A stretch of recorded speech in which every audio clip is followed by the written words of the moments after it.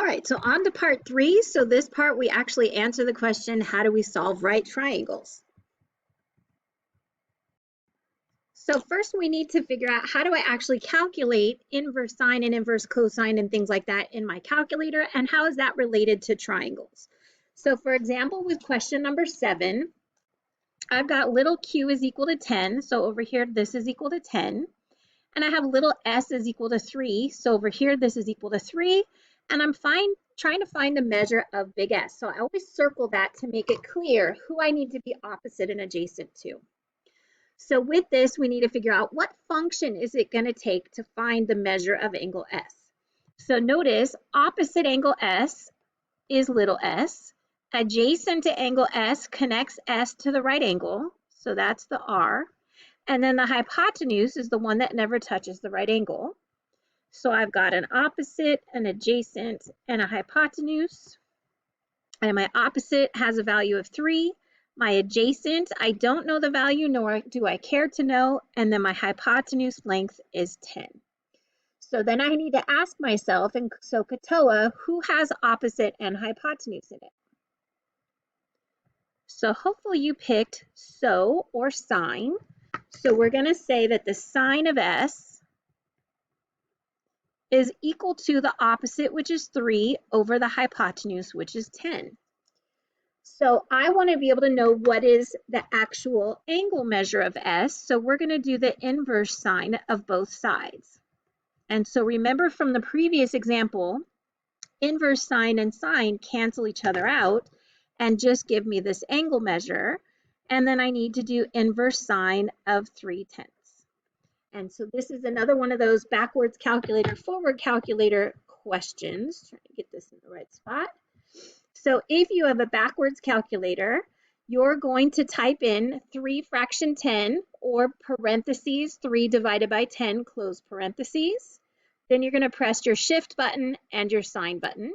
Or in my case, I'm going to go ahead and do the second and the sign button, and then either do 3 fraction 10 or 3 divided by 10. And once we all press equals, we're going to get the angle S has a measure of, and they said to the nearest tenth, so 17.5 degrees, because there is a 5 next to the 4 there. All right, so take a look at the next example and see if you can determine which function would you use to solve for R. All right, so they told us that little r is equal to 12, that little s is equal to 4, and we're looking for the measure of angle R. So with respect to angle R, my opposite is 12, my adjacent is 4, and my hypotenuse is Q. So notice we have a value for the adjacent and we have a value for the opposite, but we don't have a value for the hypotenuse. And so hopefully we recognize that as TOA or tangent.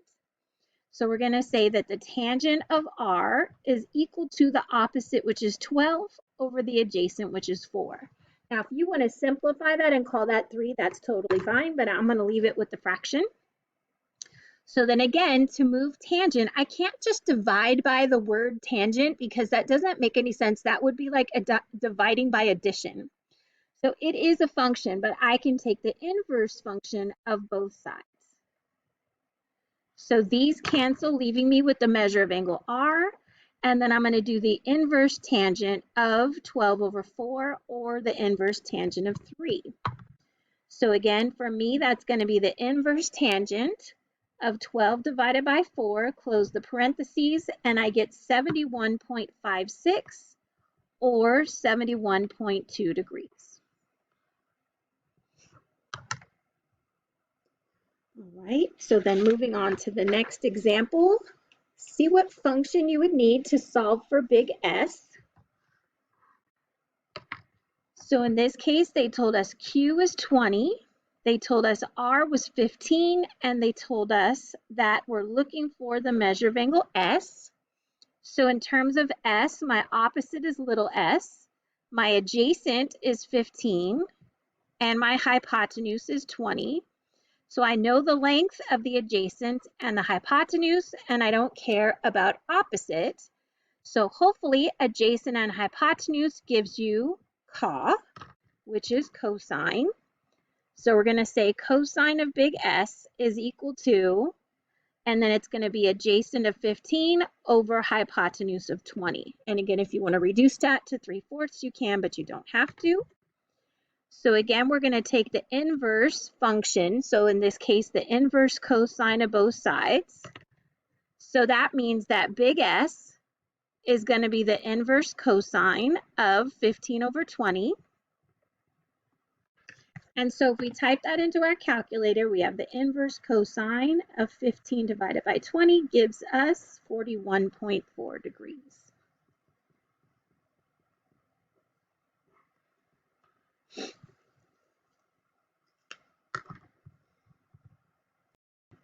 So then there's a vocabulary word that we need to do since our title was solving right triangles. We need to know what does that mean. So solving a triangle means to find the measure of all the angles and the measure of all the sides. All right, so looking at this triangle, let's figure out, we're gonna have to figure out all 6 things. So notice we need to find out the measure of angle A, the measure of angle B, the measure of angle C, and then we need to find out the length of little a, the length of little b, and the length of little c. So with this information, we've got little a is equal to 9, and we've got big B is equal to 49. So there's actually 3 things that we know. So one is that big B is 49 degrees. Another is that little a is equal to 9. And then the third thing is we know that big C is equal to 90 degrees. And so now we need to just find the other 3 values. So hopefully you see we have 2 out of the 3 angles right now. So we know that the measure of angle A plus the measure of angle B plus the measure of angle C gives me 180 degrees. And so that means that A plus 49 plus 90 gives me 180. And so in my calculator, I'm going to go ahead and do 180 minus 49 minus 90, and I get that the measure of angle A is equal to 41 degrees. All right, so that's 1 down, 2 more to go, and we've got this is 41 degrees. And I'm going to stay focused on B because that is the acute angle measure that they gave me. So with respect to big B, my little b is my opposite, my little a is my adjacent, and little c is my hypotenuse.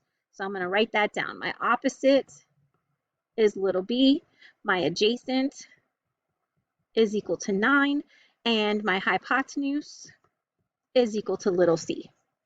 So I'm going to stick with the one that I know. So I know adjacent is equal to 9.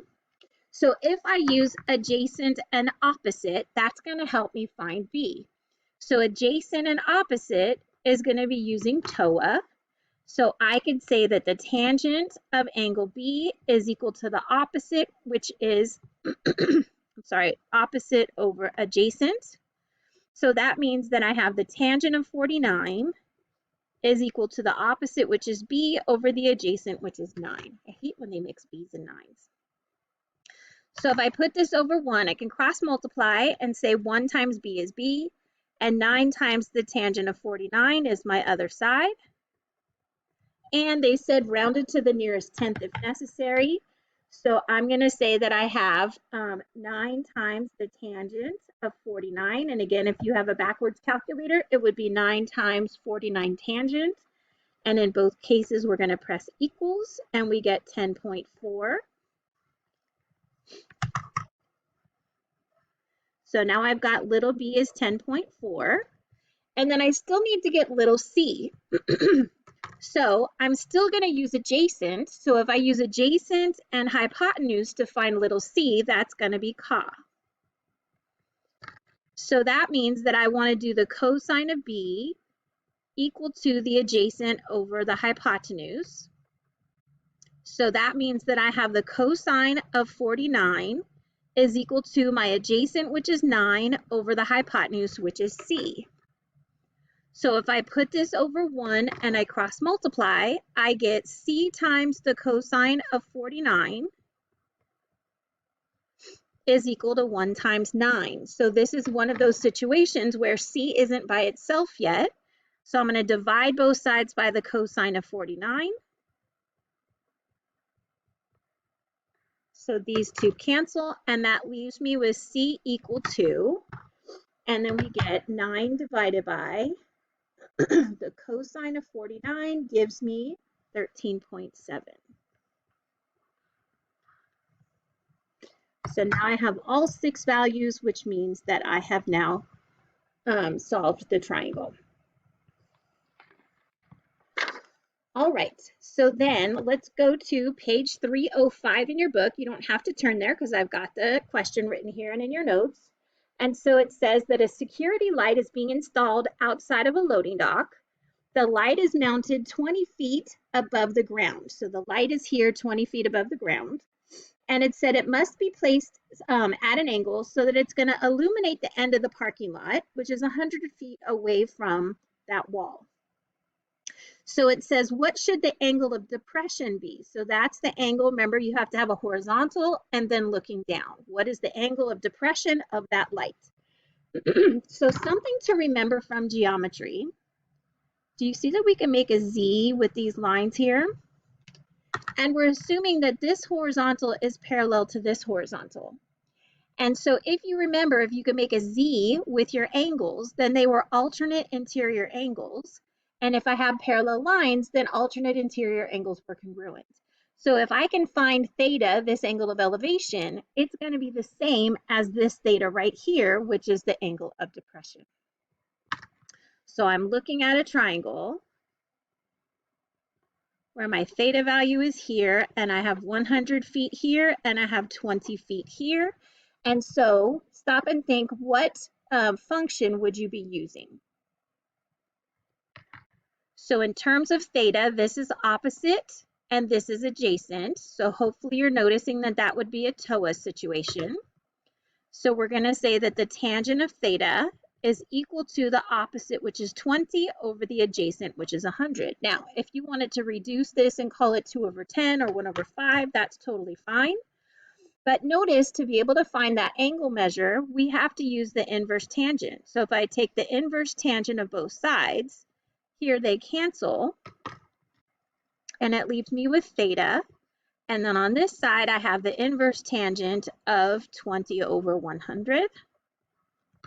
And so we're going to plug that into our calculator.